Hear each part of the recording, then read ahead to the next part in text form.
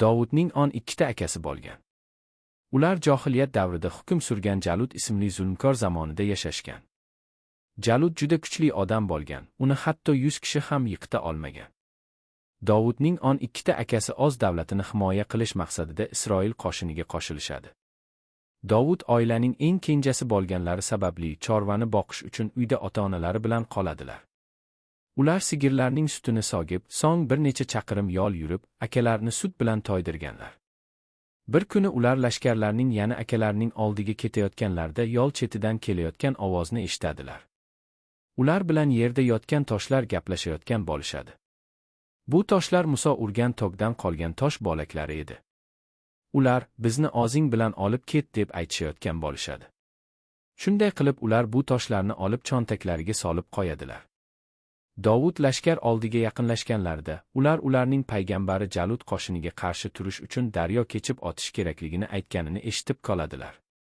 Ammo ularning payg'ambari daryo suvidan zinhor ichmaslikni buyuradi.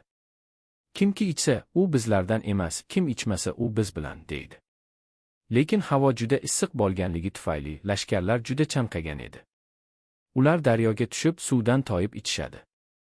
Daryo suvini ichmagan lashkarlar soni juda oz edi va ular Allohdan Jalut qo'shiniga qarshi turish uchun yordam so'rab iltijo qilishadi.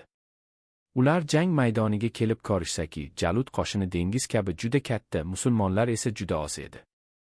Dovud lashkarlar orqasidan kelayotganlarida, podshohning, Jalutni o'ldirgan insonga, o'z qizimni turmushga beraman va butun mol, davlatimni vasiyat qilaman, deb aytayotganini eshitib qoladilar. Jalut ikki qo'shin o'rtasida turib, ularni jang qilishga chorlaydi. Hamma lashkarlar qo'rqib turgan bir paytda Dovud unga javob qaytaradilar. Ammo ular yosh bola bo'lganligi uchun Jalut ularning ustidan kulib, "Bu yerdan keta qol, bolakay", deydi.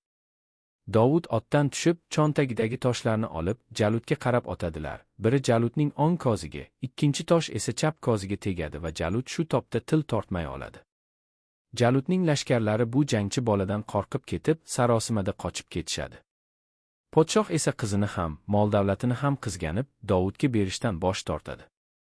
Dovud podshoh ularni yomon ko'rishini bilar edilar.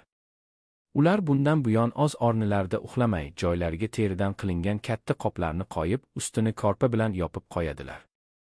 Shundan so'ng bir kun podshoh ularni o'ldirishga keladi. U qoplarni ura turib shunday deydi: "Dovud, sen yomon odamsan, buning ustiga sendan badbo'y hid kelyapti." Chunki qoplar ichida sharob bor edi. O'z hasadi tufayli u Dovudni o'ldirmoqchi bo'ladi, ammo Dovud biladilarki, uning qo'lidan hech narsa kelmaydi. Dovudning ovozlari juda shirali bo'lgan, ayniqsa Tavrotni o'qiganlarda ularning ovozlari juda chiroyli chiqqan. Shu bugungi kunga qadar Alloh hech kimsaga bunday chiroyli ovoz ato etmagan.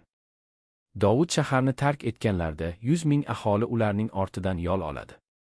Ular uning Alloh taologa hamd va sanolar aytib kuylayotganini eshitish uchun ularning ortlaridan sahroydashtga yo'l olishadi.